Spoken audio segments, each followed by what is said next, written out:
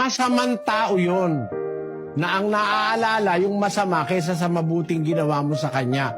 Masamang tao kasi yon. Basahin natin ang Kawikaan. Ang nasa ng matuwid ay buti lamang, ngunit ang hintay ng masama ay poot. Dalawang klase lang ang tao sa mundo, masama at saka matuwid. Pagka matuwid ang tao, ang nakikita niya yung buti. Pero ang masama, ang nakikita yung ikakapuot niya.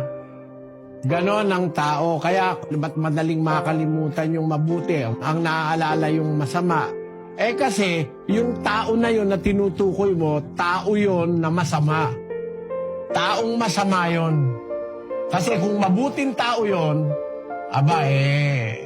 makikita nun yung ginawa mong mabuti, maaalala nun.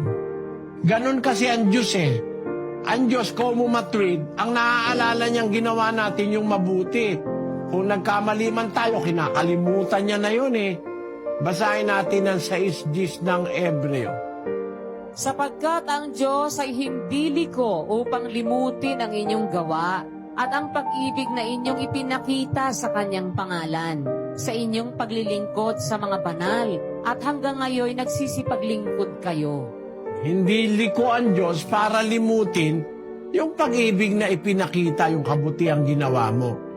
Yung kabutihan, di nililimot ng Diyos yun. Pero alam mo, yung kasamaan, nililimot ng Diyos yun. Yung kasalanan natin, nililimot niya yun. Basahin natin, mga kapatid, sa 8:12 ng Hebreo.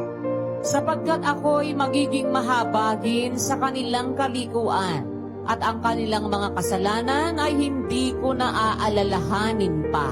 Tinan mo ang Diyos, yung kasalanan mo, kinakalimutan niya Pero yung kabutihan mo, hindi niya nakakalimutan. Ganon ang diwa ng matuwid.